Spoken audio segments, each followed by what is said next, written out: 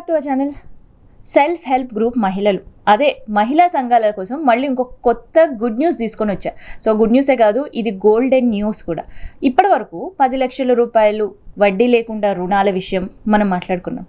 కానీ ఇప్పుడు రుణాలు తీసుకునే సెల్ఫ్ హెల్ప్ గ్రూప్ ఇతరులకు కూడా రుణాలు ఇవ్వాల్సిందే, ఇచ్చే స్థాయికి తీసుకెళ్లాల్సిందే.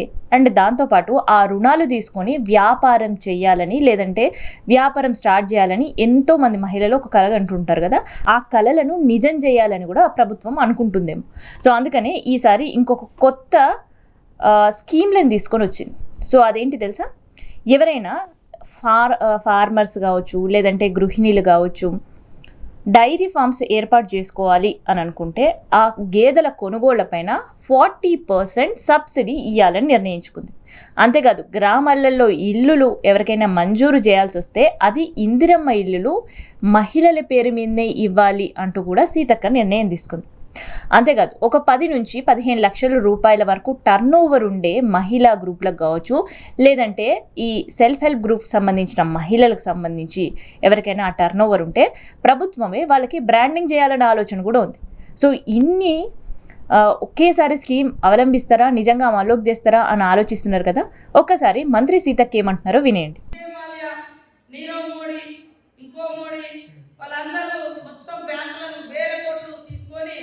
డబ్బులు కట్టక ఎగ్గొట్టి విదేశాలు పారిపోయారు. కానీ మా మహిళలు 100% రీపేమెంట్ చేసి మన దేశానికి ఆదర్శవంతమైన ఆడబిడ్డలుగా తెలంగాణ ఆడబిడ్డలు ఉన్నారు. నిర్మల్ జిల్లా 0 రీపేమెంట్ అంటే ఎన్పిఎల్ అసలు ఏ రూపాయలు ఇచ్చేది. మా వాళ్ళందరూ ఆ జిల్లా మొత్తం 100% కట్టేసేది.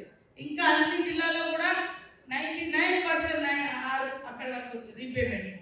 సో ఇంత అద్భుతంగా ఎక్కడ కూడా జరగడం లేదు. కాబట్టి ఇది ఒక గొప్ప చరిత్ర. ఈ చరిత్రలో మరొక కలిగితురలాగా మరొక గొప్ప అచీవ్మెంట్ ఈరోజు బిట్స్ పిలాని అండ్ టీ హబ్ వీరు సహకారంతో మనకు ఒక్కొక్క మరి ఇంక్యుబేటర్గా మనకు 10 crores రూపీస్ అన్ని దేశ రాష్ట్రాల్లో ఒక్కొక్కటి వస్తే మన దగ్గర 2 రావడం జరిగింది. ఒకేసారి మహిళా సంఘాల పైన వరాల జల్లు కురిపించినట్టుంది కదా. అవును, 10 లక్షల రూపాయల బీమా అండ్ 10 లక్షల రుణాలు, ఇక్కడితో మహిళా సంఘాలకి పులి స్టాప్ పెట్టొద్దు అనుకుందేమో సీతక్క. సో అందుకనే వరాల జల్లు కురిపించింది. అండ్ దాంతోపాటు ఎవరైతే వ్యాపారాలు చేస్తున్న మహిళల దగ్గర పనిచేసే వాళ్ళు కూడా ఒక వ్యాపారవేత్తలుగా ఎదగాలి అని ఆలోచిస్తున్న వాళ్ళందరికీ కూడా ఇది ఒక గుడ్ న్యూసే. ఎందుకంటే ఇప్పటి వరకు వాళ్ళు చేసుకునే చిన్న చిన్న వస్తువులే కావచ్చు, సెల్ఫ్ హెల్ప్ గ్రూప్లు ఇంటి దగ్గర మార్కెట్లో, లేదంటే ఏదైనా డ్వాక్రాకు సంబంధించిన మేళాలో, ఇట్లాంటి మేళాలో మాత్రమే వాళ్ళ వస్తువులు అమ్మకాలకి పెట్టుకునేవాళ్ళు. కానీ అవి ఇంటర్నేషనల్ లెవెల్లో తీసుకెళ్ళాలి అంటే ఎలా తీసుకెళ్లాలో వాళ్ళకి తెలియని పరిస్థితి. ఇక గ్రామాల్లో అయితే మీడియేటర్లు వాళ్ళ వస్తువులు ఇక్కడ 10కి కొని మార్కెట్లో 100కి విక్రయించే పరిస్థితి. ఇక ఇంటర్నేషనల్ మార్కెట్లో అదే వేల కొద్ది రూపాయలని విక్రయిస్తూ ఉంటారు, హ్యాండ్లూమ్స్ పేరున, హ్యాండ్ మేడ్ క్రాఫ్ట్ పేరిట. సో అందుకనే ఆ దళారుల బాధ నుంచి గ్రామీణ మహిళలకు ఉపాధి నుంచి రక్షణ కల్పించాలి, ఆర్థిక రక్షణ కల్పించాలి అని మంత్రి సీతక్క నిర్ణయం తీసుకున్నారు. సో అందుకనే అలాంటి బ్రాండ్స్ అన్నిటికీ కూడా సొంతగా వాళ్ళే మార్కెటింగ్ చేసుకునేటట్టు 300 మంది మహిళలకు ఉచిత శిక్షణ ఇవ్వాలని నిర్ణయించుకున్నారు. అంటే ఇది ఆన్లైన్ మార్కెటింగ్ ఎలా చేయాలి, ఆఫ్లైన్ మార్కెటింగ్ ఎలా చేయాలి, అండ్ వాళ్ళు కొన్న వస్తువుల విలువ ప్రపంచానికి తెలిసేటట్టు బ్రాండింగ్ ఎలా చేయాలి, మార్కెట్లో తనకంటూ ఒక స్పెషల్ వస్తువుకు సంబంధించి స్పెషల్ అట్రాక్షన్గా ఆ వస్తువుని ఎలా మార్చుకోవాలి. సో ఇలా ఆన్లైన్ ఆఫ్లైన్ మార్కెటింగ్ సంబంధించి పూర్తిగా వాళ్ళకి శిక్షణ ఇవ్వబోతున్నారు. శిక్షణతో పాటు వాళ్ళకి సంబంధించి ఒక వెబ్సైట్ కూడా క్రియేట్ చేయబోతున్నారు. అండ్ ఇప్పటికే ఏదైతే ఈ హ్యాండ్మేడ్ క్రాఫ్ట్కి సంబంధించి, హ్యాండ్లూమ్ క్రాఫ్ట్కి సంబంధించిన వెబ్సైట్లు ఉన్నాయో, అండ్ విదేశాల్లో దీనికి సంబంధించిన కొనుగోళ్లు ఎక్కడైతే జరుగుతున్నాయో వాళ్ళకి వీళ్ళకి మధ్య వారధిగా ప్రభుత్వం వ్యవహరించాలి అనే ఆలోచన కూడా మహిళల ముందు పెట్టారు.